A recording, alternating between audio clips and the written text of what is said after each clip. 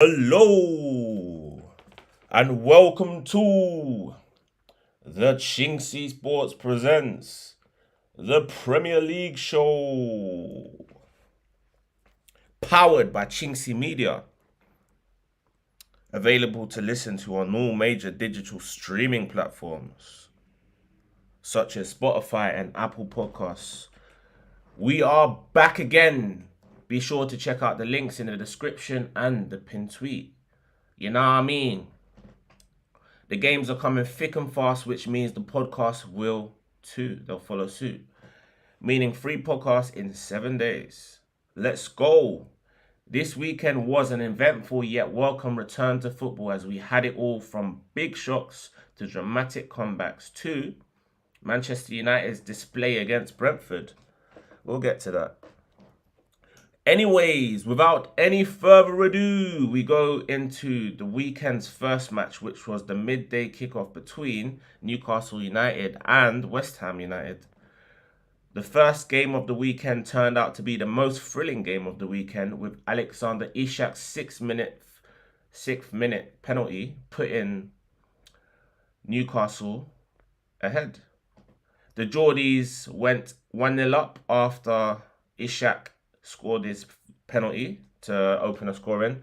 Mikel Antonio beat the offside trap to equalise and make it 1-1 before Mohamed Kudus hit Eddie Howe's men with a sucker punch just before half-time as the Hammers went into half-time 2-1 up. A mere 3 minutes into the second half, Kudus turned provider with an incisive pass to Jared Bowen, a player who exemplifies West Ham's ruthless and devastating ability to punish teams on the counter-attack. With the score at 3-1, Newcastle was staring ignominy in the face. But Newcastle had already been in a situation before when they were trailing Luton 4-2 at home, only to equalise with late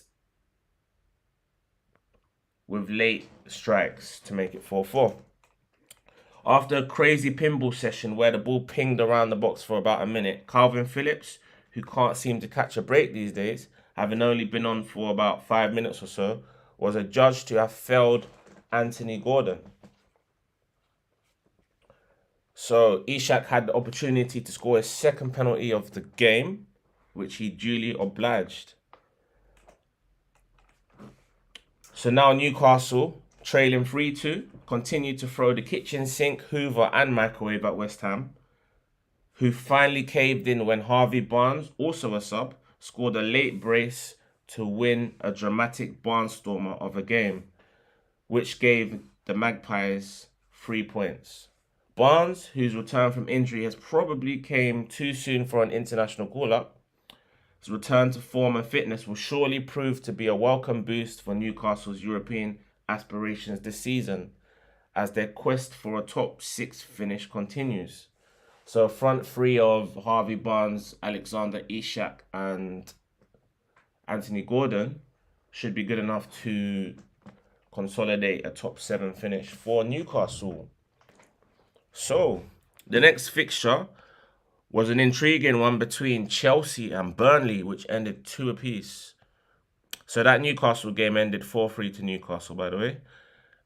Chelsea was 2-2. Chelsea being held by 10 men Burnley proved to be one of the shocks of the weekend and ultimately a coupon buster to ruin most punters' weekends. This result put the cat amongst the pigeons and continues Burnley's decent run of form. Ari Muric, who like James Trafford and manager Vincent Kompany, is a former Manchester City player, has came into the Burnley defence for the last few games in place of James Trafford and not disappointed. He made a string of fantastic saves in this match. His save one-on-one with Nicholas Jackson particularly stood out. Chelsea took the lead after Lorenz Assignon's soft challenge on Mykhailo Mudryk, who spends a lot of time in the gym, mind you, was given not just the penalty, but also a red card. Their livid manager, Vincent Kompany, who also saw red, after giving the referee and fourth official a piece of his mind. Up stepped Cole Palmer to bag the opening goal of the game as the Blues took a 1-0 lead just before half-time, leading 1-0 going into the break.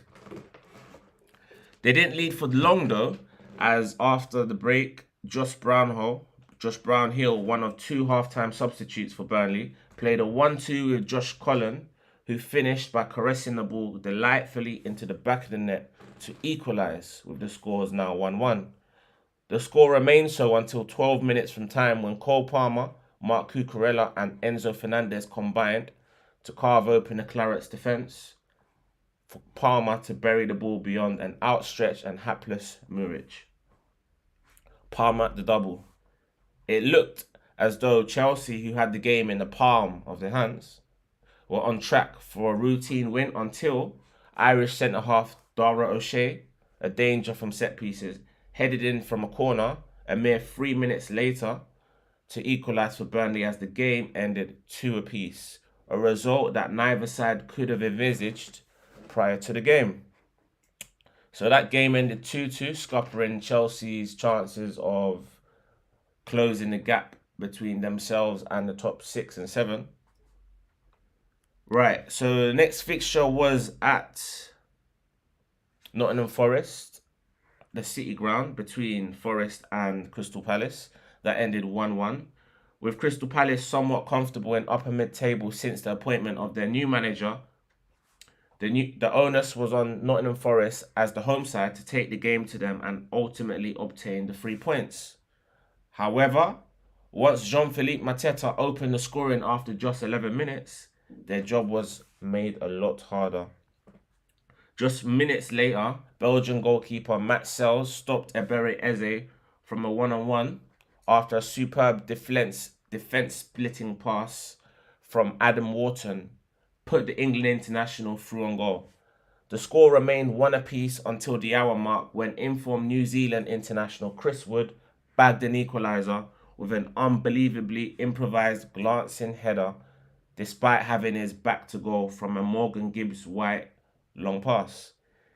Gibbs-White and Wood seem to be striking up a phenomenal partnership, so to speak, and have been linking up well of recent for several Forest goals. That point, though, was enough for Forest to climb out of the drop zone and swap places with Luton Town. Vital stuff.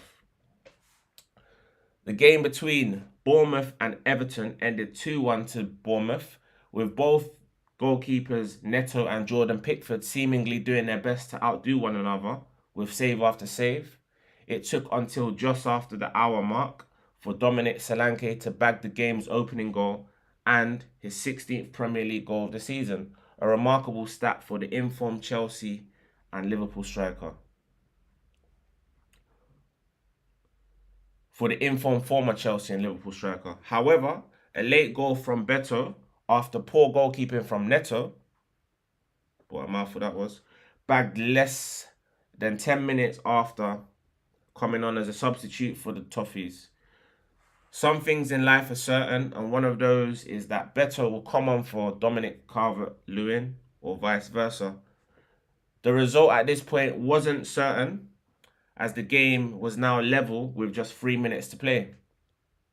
Bournemouth pressed for the winner, and Everton ultimately caved in the 91st minute after a calamitous own goal from veteran Everton right back Seamus Coleman, who steered the ball into his own net unopposed after a Bournemouth in-swinging cross, which sealed the points for the Cherries against the Toffees in a sweet victory for Bournemouth against Everton, who still have not won a league game this year.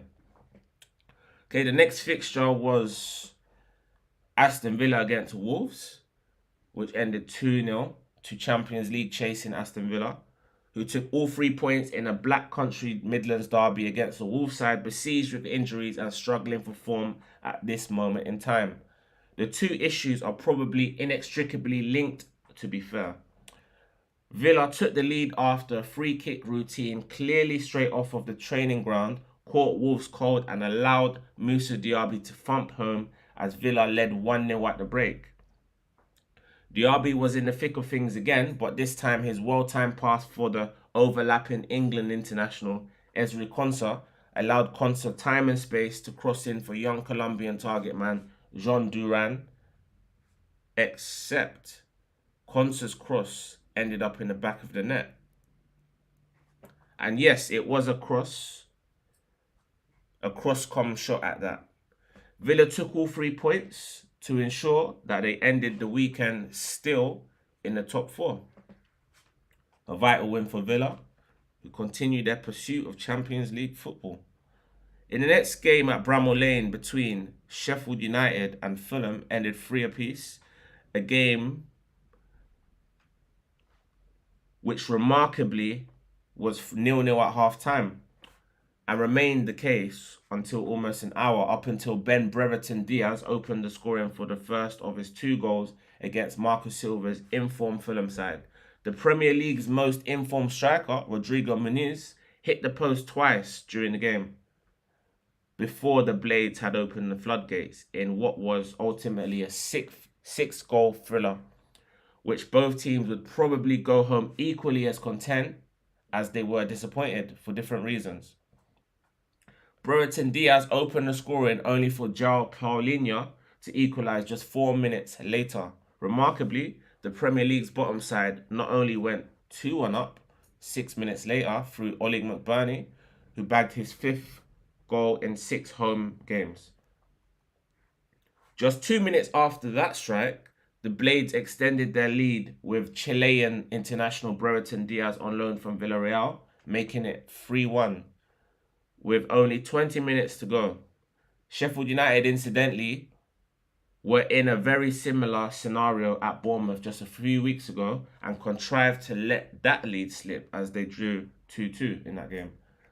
The same happened here, except they ended up drawing 3-3 after 2 late goals from late substitute Bobby De Cordova-Reid and an equaliser from Rodrigo Muniz after an exquisite scissor kick in the 93rd minute spared Fulham's blushes. Okay, the game between Tottenham Hotspur and Luton Town ended 2-1 to Tottenham. Tottenham, making hard work of Luton Town, took the lead after just...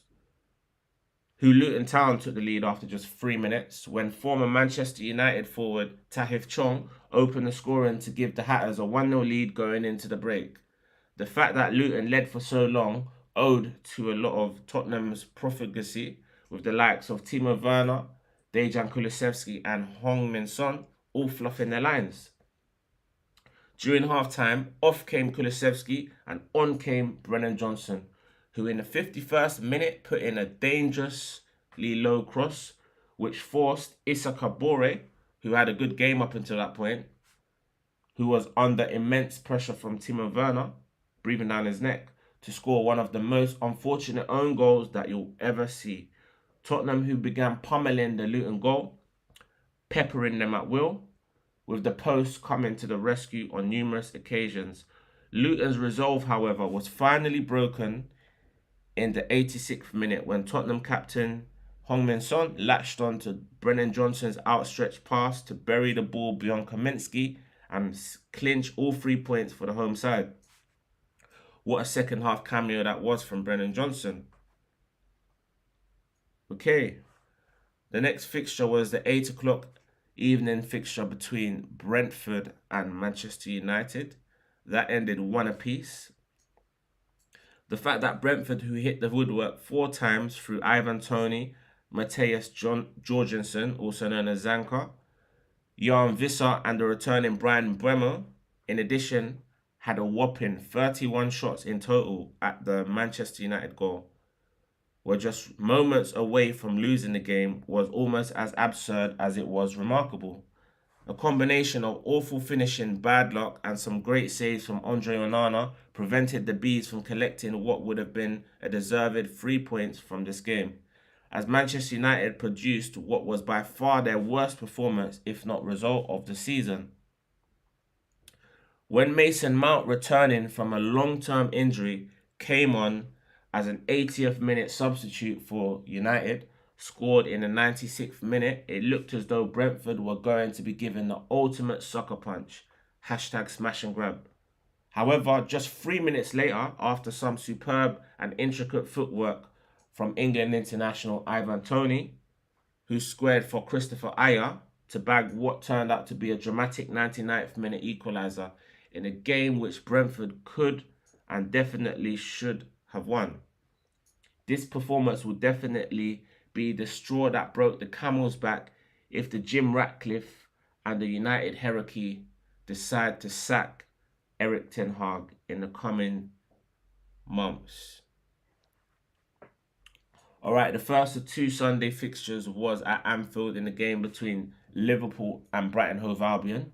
It ended 2-1 to Liverpool, with Liverpool trailing after a second-minute goal from former Manchester United and Arsenal striker Danny Welbeck. It looked as though the script was not exactly scripting. Liverpool, who created a host of opportunities, missed chance after chance, finally equalised after Luis Diaz volleyed in from close range. Former Brighton midfielder Alexis McAllister looks to have finally found his feet in Merseyside after a tricky start to life. Played a through ball through his former side's defence, which was ultimately finished by Mohamed Salah, who up until that point had been fluffing his lines. His first touch was remarkable as it put the ball in his stride, and his second touch was ultimately finished with aplomb. A world-class touch and finish in world-class play, which won his side the game, which ended 2-1 to the Reds, who went top of the league ahead of the big game between Manchester City and Arsenal at the Etihad. And speaking of that game ended 0-0. This game was billed as the game of the season. Well, it was ultimately a bore fest, a chess match in which both teams cancelled the other out. Manchester City on the whole dominated possession against an Arsenal side who through William Saliba and Gabriel Magalhaes were almost impenetrable and kept David Raya's goal safe from the threats of Erling Haaland and Kevin De Bruyne, to name but a few. The result, which ended 0-0, suited Liverpool to a T, but ensures the title still remains a three-horse race going forward. So that was last weekend's fixtures, or last weekend's results, should I say. In terms of the predictions, last week I managed to get 3 correct scores, which I couldn't believe, and 6 correct results, which I was really pleased with. I was probably wild with my prediction and thinking that Brighton would go to Anfield and win, but with the exception of the bottom 2, Burnley and Sheffield United drawing with West London duo Chelsea and Fulham respectively, I'm really pleased on the whole with my predictions. So let's see if the midweek predictions are any better.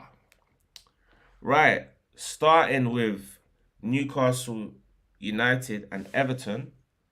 And you know what? I actually don't know yesterday evening's results. I've managed to keep away from the results because I didn't want it to affect my predictions. But with the Newcastle and Everton game, I went for a 2-0 win to Newcastle. In terms of Nottingham Forest and Fulham, I went for a 2-1 win to Nottingham Forest. With Burnley and Wolves, I went for a 2-1 win to Burnley, especially because Wolves are in the midst of an injury crisis, having lost key players like Craig Dawson, Jean Bellegarde, Hwang Hee-chan, Mateus Cunha, and Pedro Neto, probably still licking their wounds after disappointing displays in recent defeats to Midland rivals Coventry City and Aston Villa back-to-back. They take on a Burnley side at the wrong time, perhaps, as they're seemingly riding the crest of a wave right about now. Vincent Kompany's Claret side have picked up 5 points from a possible 9 and are unbeaten in their last 3. Wolves, on the contrary, have lost 3 of their last 4 games in all competitions and Gary O'Neill would probably take a point at this moment in time just to arrest that slump in form. My gut feeling here is, like I mentioned, Burnley, if they can be brave and take the game to a Wolves side devoid of any real confidence right now, I think they can edge this one. And like I mentioned, I think they're going to win that. I thought they were going to win that 2-1. Let's see if I was right after this podcast. The game between Bournemouth and Crystal Palace, I went for a 3-1 win to Bournemouth. Bournemouth's current run of form stands at 3 wins and a draw, meaning that they're unbeaten in their last 4 outings. However, you can counter that by saying that those matches were against 4 of the Premier League's bottom 5 clubs, including the bottom 3. Including all of the bottom 3. Crystal Palace have picked up just 1 win in the last 7, but have improved of recent since their new manager has come in and altered things such as the playing staff and formation. They are now operating in a 3-4-3 setup with players such as Adam Wharton and Daniel Munoz coming into the side in recent months. This match may come too soon for young Frenchman Michael Olise, so things look promising for Palace in the near future. However, Bournemouth's impressive home form this season means I have to go for them on this occasion to pick up the 3 points. The only sides in the Premier League to win at the Vitality this season are the top 3, Liverpool, Arsenal, Manchester City, as well as Tottenham and Wolves. So I'm going to go for a 3-1 home win. Another game that kicked off yesterday, which I don't know the result of, was between the London derby between West Ham United and Tottenham Hotspur. I couldn't call this. I thought to myself it could be 2-0 either way, but I ultimately went for home advantage and I plucked for West Ham to complete the double over Tottenham Hotspur in a 2-0 win. The game between Brentford and Brighton Hove Albion, I went for a 2-1 win for Brentford. You know, considering how well Brentford played against Manchester United, I feel like they're going to go into that game full of confidence. On the other hand, Brighton, in poor form recently, crashing out of the Europa League and the FA Cup in recent weeks as well, losing to Liverpool at Anfield. I couldn't look beyond the Brighton defeat and a Brentford win. So 2-1 for me. In terms of Arsenal v Luton later on today, Luton are in a poor run of form, haven't won for 9 games. Take on an Arsenal side who up until the game against Manchester City had won every league game this year. I went for a 4-0 home win to Arsenal.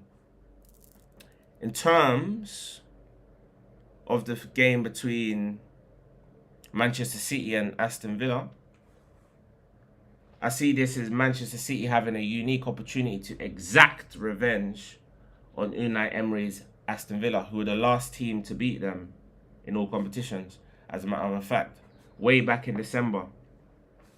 Having drawn with Arsenal on Sunday, there is little margin for error as title favourites Liverpool are almost certain to beat Sheffield United. With Liverpool having a 3-point lead and a better goal difference to City, this is a must-win game for the Blues against a Villa side who have an 11-point buffer over sixth-placed Manchester United, but only a 3-point buffer over Tottenham, who have a game in hand over them. So Villa also need something from this game, but I can't look beyond the home win for Manchester City, and I've gone for a 3-1 win. With the game between Liverpool and Sheffield United, Liverpool are almost certainly going to go into this game in 2nd or 3rd place, with Arsenal taking on Luton. Liverpool know that a perfect end to the season will ensure that they win the Premier League title come what may in May. They take on a Sheffield United side rooted to the bottom of the table and winless in 5 Premier League games, with just a solitary win in their last 13 Premier League games. Make that 14, because they're definitely not winning at Anfield. Liverpool currently have an inferior goal difference to Arsenal, and before this weekend had trailed Arsenal on that basis. So players like Mohamed Salah, Darwin Nunez, and a returning Diogo Jota may want to fill their boots in this one. So I'll be shocked if Liverpool don't score 4 or 5 goals in this game. But on the other hand, they may opt to kill off the game early with a potentially season-defining game at Old Trafford against Manchester United on Sunday. That being said, I've gone for a 4-0 win to Liverpool though. Chelsea against Manchester United. Right, I'll mention it first. Chelsea have not beaten Manchester United home or away in the league for 7 years, which is a remarkable stat, considering how bad Manchester United have been at times. Just check the game against Brentford on Saturday. They are currently on a 2-match losing streak to Erik ten Hag's side, which halted a run of 5 consecutive draws between the two sides. Both teams come into this game looking for a response after disappointing performances in draws to relegation-threatened sides, namely Burnley and Brentford. Mauricio Pochettino's Chelsea were held at home to a 10-man managerless Burnley after Lorenz Assignon and Vincent Kompany were both shown their marching orders just before half-time in that game. Similarly, Manchester United, who were battered red and blue by Brentford, were denied a smash-and-grab victory after Mason Mount looked to have snatched a late victory for United. Incidentally, the former Chelsea youth graduate returns to his old stomping ground for the first time, and it will be interesting to see, 1, if he starts, and 2, the reception he gets. I personally feel that with both sides severely lacking in confidence, they'll both cancel each other out, especially as I believe Erik ten Hag and the United players will want to leave something in reserve for Sunday's crunch game against Liverpool. My prediction is that this one will end 1-1. Okay, short and sweet. Don't forget to like, comment, share, and subscribe. And I'll be back again this weekend. Bow!